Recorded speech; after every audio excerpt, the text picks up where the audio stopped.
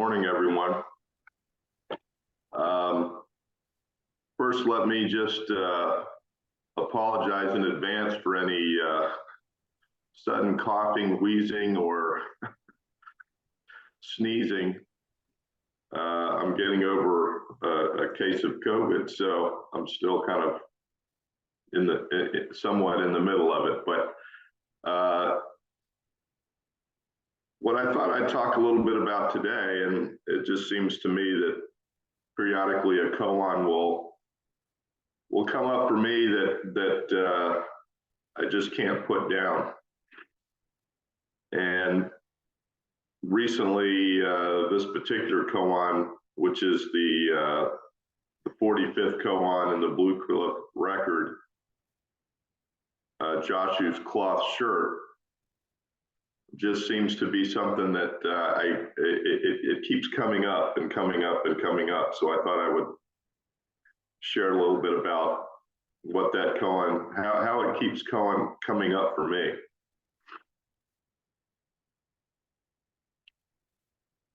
So the koan says, a monk asked Joshu, myriad things return to one. Where does the one return?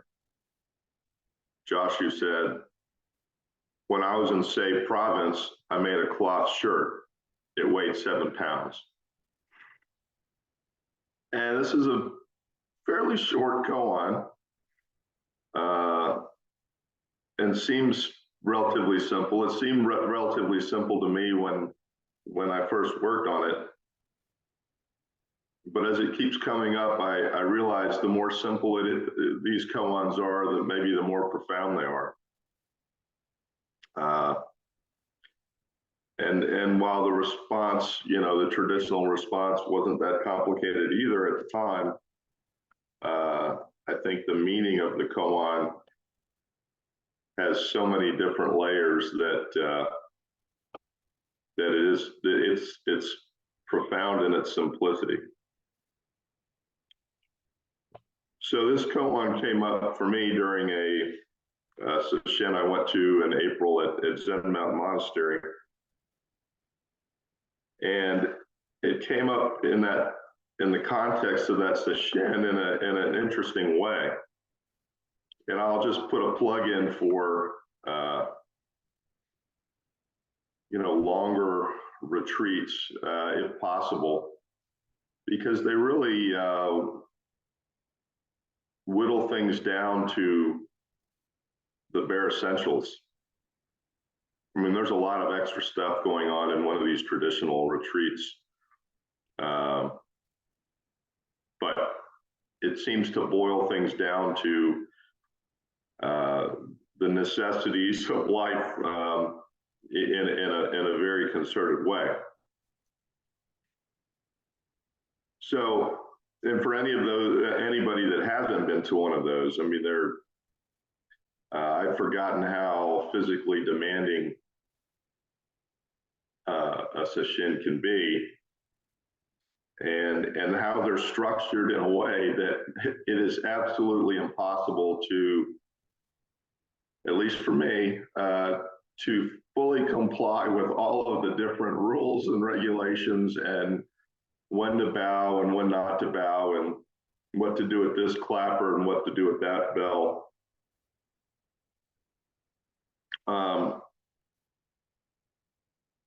And so, I mean, there's also a lot of sitting involved, obviously, but the countless hours of sitting, the complexity of oryoki, and how you eat your meals, all the different chants and bows and just different ways of everything being meticulously laid out, was really is challenging. And one of my conclusions is that resistance is futile. You really just have to give in to the schedule and do as best you can, because the errors are endless. At least, again, this is my experience. The errors are endless. and most importantly, maybe my reactions to the errors and my reactions to people pointing out my errors are just endless. It's just a constant thing. But what came up during this session and in relation to this koan was that in the midst of all these little things, it made me remember the sacredness of the little things and how paying attention to the little things in our life is really in a way, the practice. I always like that the description of Zen practice as being paying attention to the details of our lives. I think it was Uchiyama or somebody who said that, but I always love that. It's paying attention to the details and being present to the details of our life, and that's what I think a sesshin really does. So, how do I go about getting up in the morning? How do I go about bowing to my cushion and then bowing to anybody else that bows to me? How do I go about walking into the meditation hall? How do I go about the complexity of oryoki? I mean, oh my God, it's for those that haven't experienced that, it's, don't eat too fast, don't eat too slow, which bowl do the chopsticks go on? It's just a really interesting thing to watch. But then there are even the more mundane things like, peeling beets, chopping onions, cleaning toilets. So retreats can really be it's kind of a microcosm of daily life, condensed down to this very intense experience where the challenge is to really look at and pay attention to each one of these little details. And it's a great reminder, I think, that our practice in large respect is how well can I pay attention to these little details in daily life when I'm not on sesshin or retreat of some kind. Because when I'm engaging in these seemingly mundane, everyday little things like chopping onions or whatever, when those are done in mindfulness or being present fully to what that activity is, there is a certain, and I know it's a cliche, but there is a certain sacredness to going about just these very basic, simple things in our daily life as in that way. So paying attention to the small stuff is really what came up for me during this session. And I heard somewhere that one of Meizumi's sayings was that there's nothing but small things. That life is all about nothing but the small things. So how does this relate to the koan? Well, the week of watching each one of these little mundane activities, especially in the kitchen or cleaning bathrooms,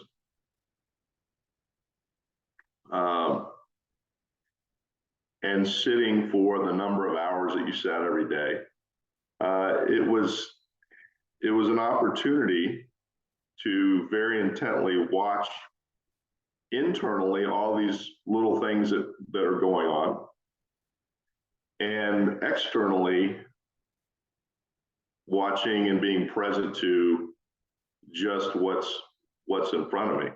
and what I was doing at the moment to the extent that I could.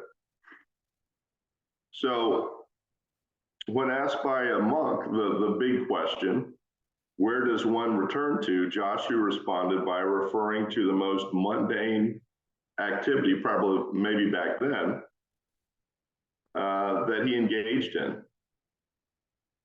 The sacred activity of making a shirt, whether it's 7 pounds or 1 pound, or maybe say province is really cold, so it was heavily insulated or something, I don't know. We probably won't ever know why it weighed 7 pounds, or if 7 pounds, it could have weighed anything, probably. But his reference to this activity, this experience of a mundane thing, seemingly mundane thing, his reference to that in response to the big question, where does the one return, that was posed by the monk, really cuts through what the monk was seemingly not really understanding.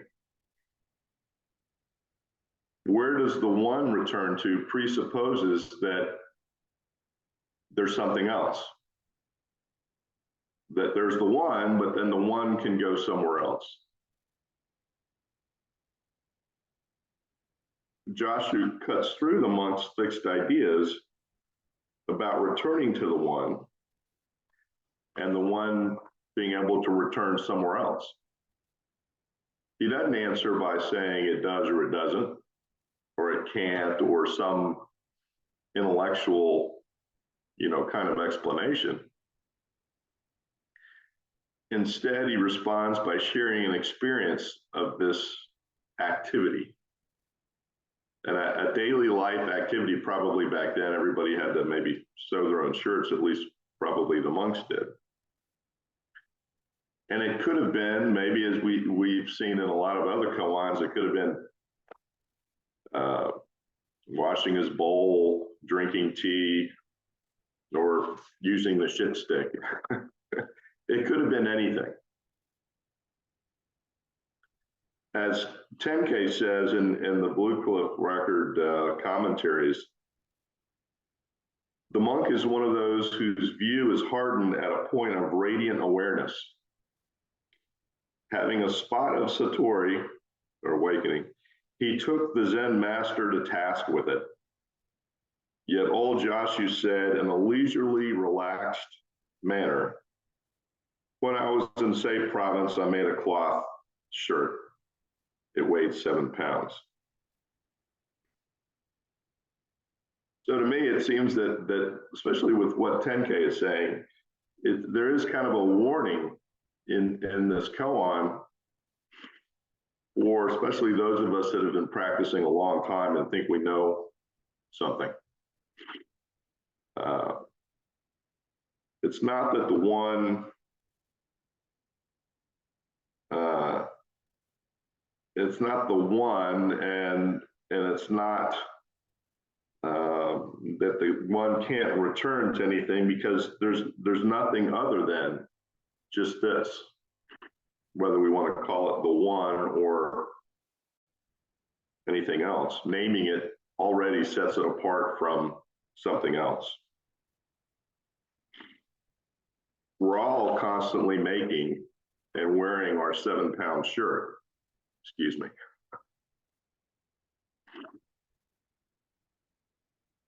Tenkei says that the 7-pound shirt, he says that the shoulders are terribly uncomfortable.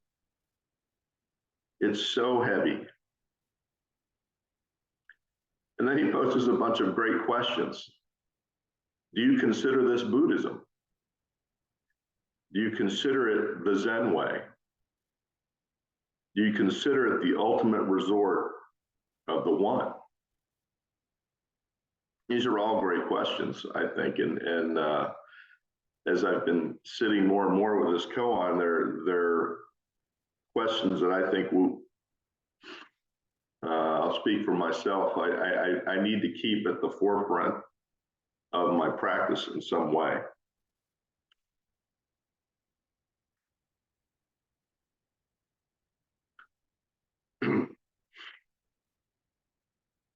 So my question is, moment to moment, how do we collectively or individually experience our 7-pound shirt?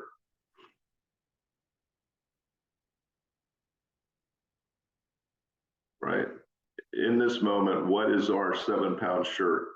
How are we experiencing that? How are we going about making our 7-pound shirt? Not that we really have a choice whether we want to make it or not. It's being made. And how am I going about the making of that shirt?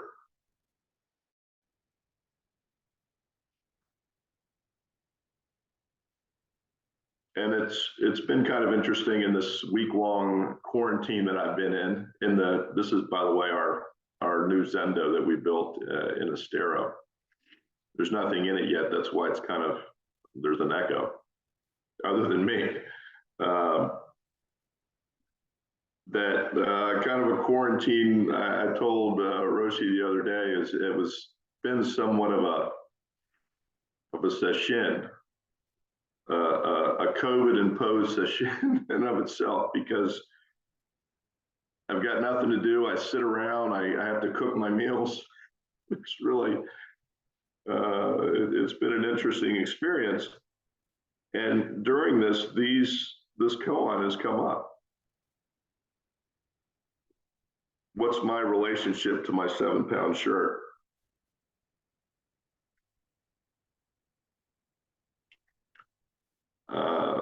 And it's interesting how it's changed, because the first few days, the 7-pound shirt was not so heavy. But as time went on, and the prospect of getting out of, a quarantine, suddenly it changed. And maybe it was a little heavier. Maybe it was a little more uncomfortable. So I'm curious to see if anybody would like to share what their, how do you experience your 7-pound shirt?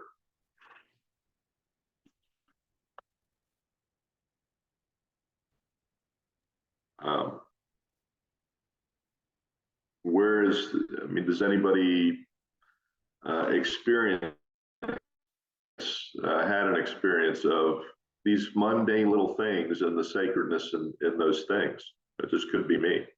And how does this, what do others feel the koan is pointing to? Because Joshu's response cuts through it all. It cuts through the monks, to me, a seemingly preoccupied intellectual attempt to understand this. If it all goes to this one, then where does the one go? It has to go somewhere. Does it?